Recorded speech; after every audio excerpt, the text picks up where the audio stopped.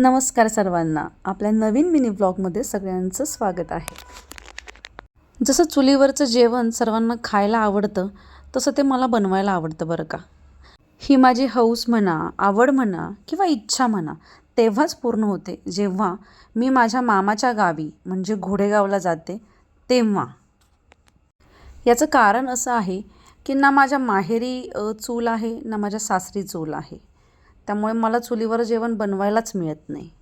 चुलीवर बनवलेली भेंडीची भाजी मला फार आवडते. त्यामुळे आजच्या मेन्यूमध्ये भेंडीची भाजी, बाजरीच्या भाकरी आणि मिरचीचा ठेचा असं ठरलं होतं. पण मार्केटमधून भेंडी यायला फार उशीर झाला. तोपर्यंत माझ्या भाकरी आणि मिरचीचा ठेचा बनवून झाला होता. त्यामुळे मेन्यूमधनं भेंडीची भाजी कॅन्सल करावी लागली. इथे तब्बल 15 भाकरी मी चुलीवरती बनवलेल्या आहेत.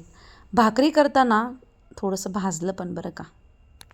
पण काय करणार, हौस, इच्छा, आवड पूर्ण तर करायचीच होती. इथे बघा माझी भाकरी किती छान भाजलेली आहे ती.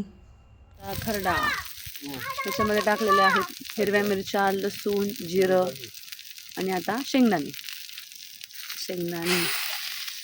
हे सगळं छान भाजून मी मिक्सरच्या भांड्यामध्ये ते छान ओबडधोबड वाटून घेतलेलं आहे आणि ते पुन्हा तव्यामध्ये टाकून भाजून घेतलेलं आहे. थँक्यू.